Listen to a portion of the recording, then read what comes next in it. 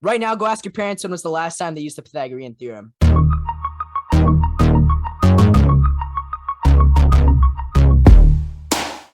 Welcome back to Filling You In. I'm Coco, and with me is my co-host Subash. And today we've got a great episode for you on money. In the last episode, we talked about school and the aha moment. If you haven't caught that episode yet, make sure to check that one out, as well as our first one. And with that, let's get right into this episode. And yeah, before we get into the main topic today, we have some breaking news. Starting off, we're going to be talking about Addison Rae. Recently, at the UFC 264 fight, Addison Rae posted a tweet there. She was present. She was holding a microphone, and the tweet said, I studied broadcast journalism in college for 3 whole months to prepare for this moment. The tweet has 81,000 likes, 5,000 comments, and 16,000 retweets.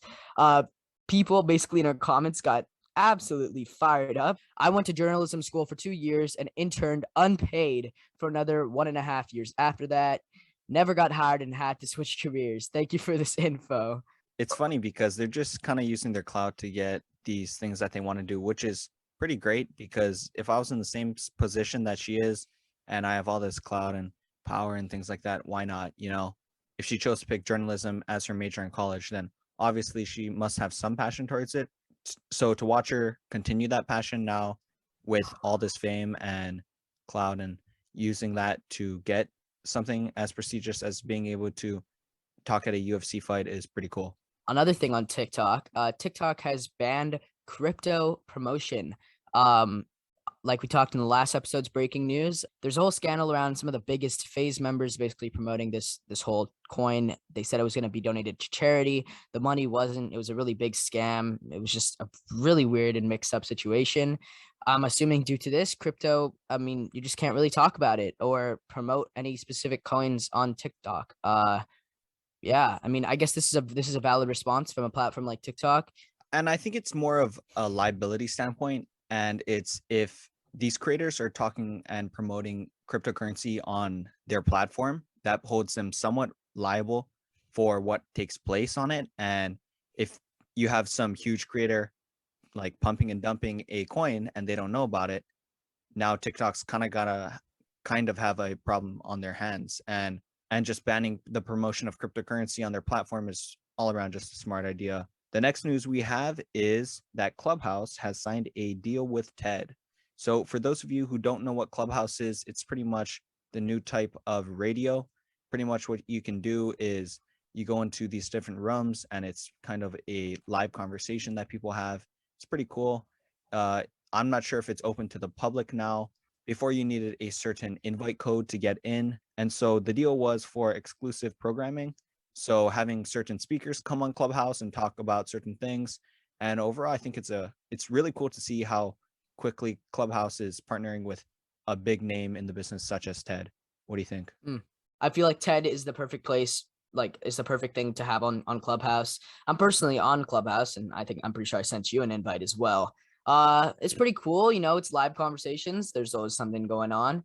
And being able to listen into TED Talks live over on Clubhouse is going to be pretty sick. TED is a big organization with some really cool speakers and really cool events, and to have that accessible on a platform like TikTok will be really awesome. Now we're going to move into today's main topic, which is all about making money. We're going to start off with this first little point, and it just talks about how basically us as teenagers, at least in our lives, are using money.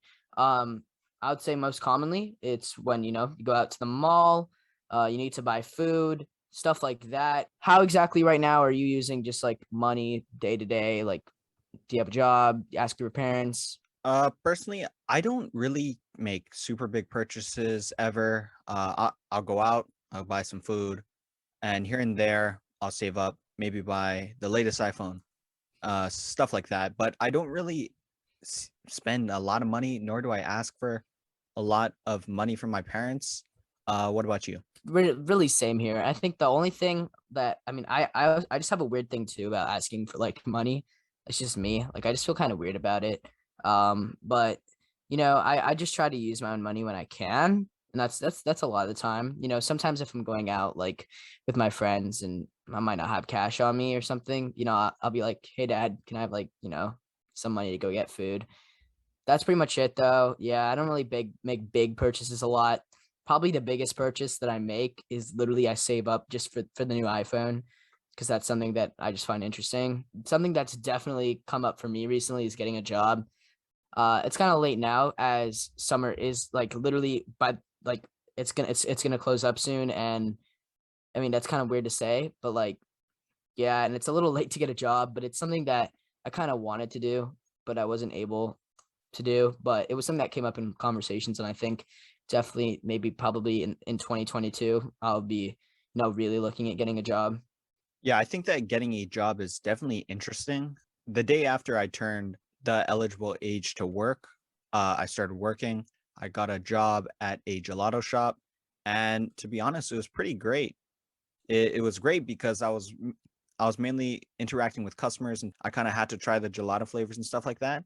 So I would kind of just spend my day eating gelato, scooping gelato, interacting with people, and it was really fun. Nowadays, as you know, a lot of things are more digital and people are doing stuff online.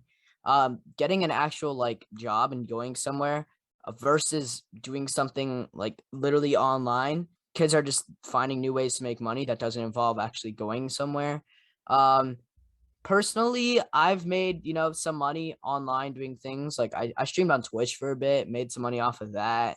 I've had other ventures online where I've made some money, but nothing like serious, nothing that would actually like be like an income and could make me like any like good money. What do you think about online jobs and maybe not actually showing up to a place for work? I mean, I think if you're able to do it and you can make some money on it, definitely go do it because I think waking up early and driving to a place to work is a lot harder than, just waking up, opening up the computer.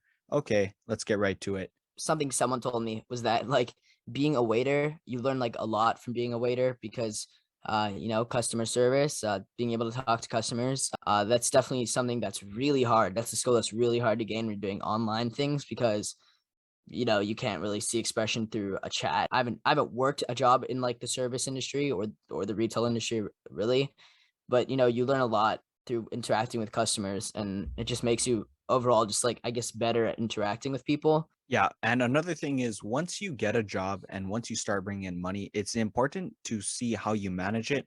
And while I don't want to sound like your mom and dad, it's the truth. And it's just not smart to go and waste all your money on something because in the long run, it's not worth it. So something you should be looking towards is things like investing. If you know what you're doing, invest some of your money into the stock market. This is not financial advice, but I think that investing is really, really smart. I saw this infographic the other day that showed how investing now can make you way more money in the long run. Like buying an iPhone in like 2017 versus investing that amount of money into Apple at that time. And it just shows you like how much of a difference investing in the right stocks can make. If you have extra money and your parents are open to it, look into investing. And something I've recently and stupidly, may I add, invested in is cryptocurrency. And I've been doing that alongside my mother. We make the financial decisions together. But I mean, I put my own money into it. It's pretty interesting. There's a lot of different coins and a lot of terms and knowledge that you have to know. Yeah. And before you go and invest into all these different things, I think you better know what you're doing. Nothing we've said is financial advice, just our own experiences. Going into more of the next topic, we're going to talk about money and school. Yeah. So, like you said, making money at school, people do this a whole bunch of different ways. Some people sell candy, some people sell pens, erasers, things like that. What's so interesting to me is that some schools don't allow it. I think it's an overall liability for the school. I don't think they have anything against kids specifically selling things. I think it's just more the logistics of it and how they're doing it and what they're selling. There's a great book that I read when I was younger. It's called Lunch Money. It's by Andrew Clements. It's a fantastic book. Just the overall principle of it, just the ideas that you get from it. Like I remember when I read it, I was like, damn, like this is pretty cool. I've definitely had my own personal experiences with selling things at school that we'll talk about in a little bit. I think if there were like things like organized bake sales, and if it's organized, if schools aren't gonna like let kids just do things like freelance, they should at least have organized events to let kids like sell cool products, especially if you're raising money for your school. Hey, we'll take 80% of what you make, you can keep 20, we're letting you sell it on our campus. You can raise money for the school. It's overall a win-win-win. You get something out of it. Things like that. I think that's great. If they're structured events, I think, yeah, definitely kids should be able to sell things. Um, and yeah, Yeah, I mean, I think that's a great idea. And I think that if schools implemented that in and kind of made that maybe even a class, I think it'd be a great experience for the students. And I think it could be mutually beneficial for both the school and the students because they get a learning experience as well as doing something good for them and potentially the school or a nonprofit, things like that. And yeah, I think that's a great idea. what are your personal experiences when it comes to selling things? I mean, I think we've all seen those YouTube videos where the people sell candy. So, I mean, that was my first venture. No way. I went to Sam's Club. I bought a whole bunch of candy. Me and my friends tried to sell them at the vending machine. We made a couple sales, but we ended up eating up the candy and just taking the loss because I mean, it was our prices were kind of high. I mean, and it was hard to sell. We were pretty young. Kids were receiving their schedules for like the year, and they're like on paper, and you know, a lot of people like to have them on their computers and like color coded based on the class. Like it was a whole thing. And I was like, 25 cents, I'll completely color code your schedule for whatever colors you want. I'll do it. Just all you have to do is take a picture of your schedule and send it over to me and I'll do it. But I like told a few friends, and I guess people told other people. And dude, I literally made like like $30. And I remember one day I got called in by like a teacher. It wasn't even like a dean or like anyone that was like up there, and they're like, "Hey, I know you've been making schedules and stuff, but I'm just gonna avoid you the trouble of going to like some administrator's office in the future. Just I don't think you're actually supposed to do that. So just stop. Like you can't really. I guess you couldn't just trade money and do stuff on campus." I was like, whatever. I already made a fat bag. You know, I can just ditch the venture. It's pretty sick though. It was kind of cool. I actually met a lot of my friends through that. So you know, definitely a cool time. It was fun. And it was fun too. It was so easy to do. For those of you out there who are looking for ways to make money, I mean, there you go. Just gave you one right there. You're welcome. And I mean, yeah, Coco and I have a joint story. You know, this isn't really my story to tell because I was slightly involved, but this is more Coco's thing. I mean, go ahead. Yeah. So it all started last year, just right before summer started, and I was talking to a buddy of mine, and we were talking about class presidency and things like that. And anyways, we got to the point where we are talking about what we're doing for the summer and stuff like that. And we talked about starting a business. Okay, so what are we gonna start a business on? We tried candy already. That's not gonna work. We're not gonna sell other things because I mean it just doesn't really make sense. What about clothing? Because we're both pretty big fans of Nelk. And so we came up with the logo, we came up with the name. I had someone go and draw a logo for us. It was all set. We had designs all ready to go. We launched our Instagram early morning at like 1 a.m. We got a couple hundred followers. But the problem was that we have people asking to order. And so on our side, we're rushing around trying to get this thing done. And so we order samples, we have samples, and they're great. We post that, people are hype, everybody's hype. And then what happens is we weren't really prepared, and that led to us pretty much closing down. I don't know. You were in it. Do you want to add in some thoughts? Yeah, I mean, you know, it was definitely an interesting situation. I think at the time we were really hyped to do it. It was a good experience. I won't lie. We learned a lot from it. There's no other way to learn what we learned from that than to do what we did. And to have something like that happen. If you have an idea, go out there, you know, shoot your shot. You never know. You never know what could happen. Um, yeah. And back onto school's relationship with money and teaching students and things like that, it's not normalized for schools to have like a class that teaches taxes, which is super important. And you know, our school, we're fortunate to have things like money management and things like that, but not all students take it. And so the valuable lessons that are in that class, they're not able to have, which is kind of a shame. I think it'd just be great if they could have a class that everybody has to take, just like things like PE that teaches taxes, because that would have a great impact on the future of students' lives. Definitely more finance classes and things that are setting you up for the future financially should be incorporated into our overall education system. In my opinion, I don't really care about mitochondria. Go out right now and ask your parent, ask somebody, when was the last time that they used the Pythagorean theorem, right? No. When was the last time they did their taxes? Oh, within the past probably 365 days. You know what I'm trying to say? Things like that. Those are the things that'll set you up for life. Can money buy you happiness?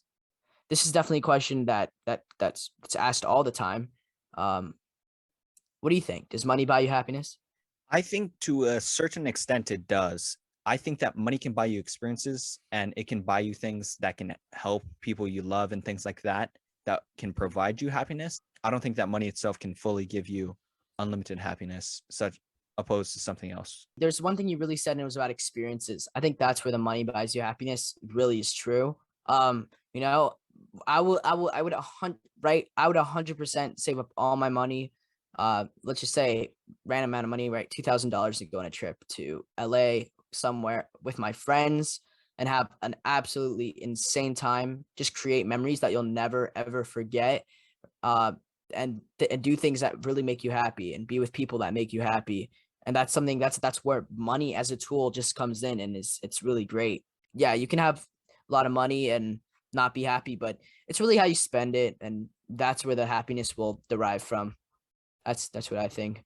Yeah, so pretty much it's money can buy you happiness to a certain extent. It can buy you experiences and things like that, but it ultimately it cannot provide unlimited happiness. Now we're going to talk about more thinking in the future and how people are innovating the way that they're making money, specifically people that are our age. What are some cool ways that you've seen teenagers, 16, 17, 18, 15, and that age range, make money nowadays in non-conventional and traditional ways? So for me, I see people like you, Twitch streaming and things like that. I know you made some money off that, and I thought that was pretty cool. And as well as people, starting YouTube channels and monetizing and things like that. And I also know someone who's trying to start his own brand right now, and the logos look pretty good. It's really cool to see how people nowadays are just having ideas and going out there and starting to work on them. I'm super excited to see what that brand will look like, and I'm really looking forward to what I'll see from other teens in the future. A lot of people I'm seeing recently, they're like, I mean, specifically girls more. They're doing their own BTQs on Instagram, or basically they, resell, I guess, old clothes that they have. And I personally know someone who's found a lot of success from doing BTQs on Instagram. They made like $2,000 in profit just selling clothes. They even sold some of their friends' stuff. I think they're a pretty popular page. I don't actually know their username. I think they changed it. But things like that. Nowadays you can make money out of pretty much anything. It's pretty sick what teenagers are doing. And yeah, I mean, aside from that, me and Coco, definitely last summer during quarantine, we were talking about like ways to make money, but we never really actually found something. The brand that we started was kind of as far as it went. But getting a job, being able to make money for ourselves is something we're looking at. To be honest, this podcast, you never know where it would go. We're excited for the future with it. We don't know. We really don't know where this is going to go, but I'm hoping that it goes somewhere. And I know it's hard to figure out what you want to do in the future. And I personally struggle with like, oh, what am I going to be doing after college? What should I major in college and things like that? And so for those of you that don't know and are interested in learning about different careers, you can go check out virtualstudentexperiences.com and on YouTube. And they provide free webinars for people to check out different career options and see an inside look on different jobs and things like that. And I mean, full disclosure, I'm part of it. I think it's a really great resource. Yeah, for those of you on YouTube, it'll be linked in the description if you're interested. And yeah, that's the end of today's episode. We hope you guys enjoyed it. I think today's discussion was really great. If you guys liked today's episode, be sure to let us know in the comments over on YouTube. Drop a like and subscribe. For all of you on Apple Podcasts, Spotify, make sure to leave a 5-star review. We appreciate every single one. And once again, thanks for letting us fill you in, and we will see you in the next episode.